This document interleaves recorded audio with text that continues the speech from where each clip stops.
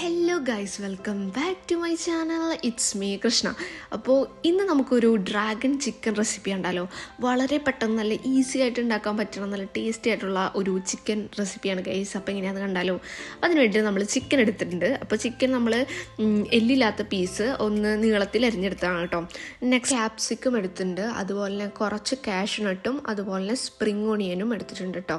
അതിനുശേഷം നമ്മൾ ചെറിയൊരു സവാള, അതുപോലെ 5-10 അല്ലി വെളുത്തുള്ളി, അതുപോലെ ഒരു 4-5 പച്ചമുളകും കൂടെ കുനുകുനാന്ന് അരിഞ്ഞ് മാറ്റി വെച്ചിട്ടുണ്ട് കേട്ടോ. നെക്സ്റ്റ് നമുക്ക് ചിക്കൻ ഒന്ന് മാരിനേറ്റ് ചെയ്ത് വെക്കാം. അപ്പം അതിന് വേണ്ടിയിട്ട് ചിക്കനിലേക്ക് 1 ടേബിൾ സ്പൂണോളം ജിഞ്ചർ ഗാർലിക് പേസ്റ്റ്, 1 ടീസ്പൂൺ മുളക് പൊടി, ഒരു 1/2 ടീസ്പൂൺ മഞ്ഞൾപ്പൊടി, 1 ടീസ്പൂൺ ഗരം മസാലപ്പൊടി, അതുപോലെ ആവശ്യത്തിന് ഉപ്പ്, അതുപോലെ തന്നെ ഒരു 2 ടീസ്പൂണോളം കോൺഫ്ലവർ ആണ്.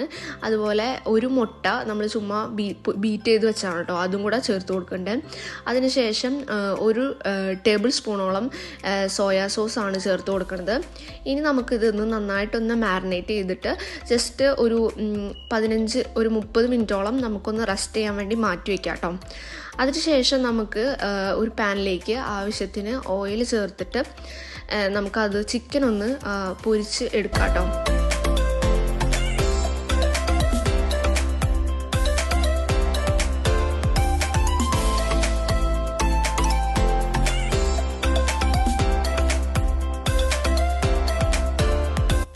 അപ്പോൾ നമ്മുടെ ചിക്കൻ ഇവിടെ റെഡി ആയിട്ടുണ്ട്. ഇനി നമുക്ക് അടുത്ത പരിപാടിയിലേക്ക് പോവാം. അപ്പോൾ അതിന് വേണ്ടിയിട്ട് പാൻ വെച്ചിട്ട് ഒരു 2 ടേബിൾ സ്പൂണോളം ഓയിൽ നമ്മൾ ചേർത്ത് കൊടുക്കുന്നുണ്ട്. അതിനുശേഷം നമ്മൾ അതിലേക്ക് പച്ചമുളകും അതുപോലെ തന്നെ അരിഞ്ഞു വെച്ച വെളുത്തുള്ളിയുമാണ് ചേർത്ത് കൊടുക്കുന്നത്. അതൊന്ന് നന്നായിട്ടൊന്ന് വഴണ്ട് ചെറിയൊരു ഗോൾഡൻ ഒരു ബ്രൗൺ കളർ ആവുന്നത് വരെ നമുക്കൊന്ന് നന്നായിട്ടൊന്ന് ഇളക്കി ഒന്ന് സെറ്റ് ചെയ്തെടുക്കാം. നെക്സ്റ്റ് നമ്മൾ അതിലേക്ക് സവാളയാണ് ചേർത്ത് കൊടുക്കണേ. അരിഞ്ഞു വെച്ച സവാളയും കൂടി ചേർത്ത് കൊടുക്കുന്നുണ്ട്. അതിലേക്ക് നമ്മൾക്ക് ആവശ്യത്തിന് കുറച്ച് ഉപ്പ് കൂടെ ചേർത്ത് കൊടുത്തിട്ട് നന്നായിട്ടൊന്ന് വഴറ്റിയെടുക്കാം കേട്ടോ. അതൊന്ന് ഒന്ന് സെറ്റായി വരുമ്പോൾ അതിലേക്ക് ക്യാപ്സിക്കം ചേർത്ത് കൊടുക്കുന്നുണ്ട്. അതും നമുക്കൊന്ന് നന്നായിട്ടൊന്ന് ഇളക്കി ഒന്ന് സെറ്റ് ചെയ്തെടുക്കാം കേട്ടോ. അതിലേക്ക് നമ്മളൊരു 2 ടേബിൾ സ്പൂണോളം കെച്ചപ്പാണ് ചേർത്ത് കൊടുക്കുന്നത്. എന്നിട്ട് നന്നായിട്ടൊന്ന് ഇളക്കി നന്നായിട്ടൊന്ന് യോജിപ്പിച്ചെടുക്കുക. അതിലേക്ക് നമുക്ക് ചിക്കൻ കൂടെ ചേർത്ത് കൊടുക്കാം കേട്ടോ.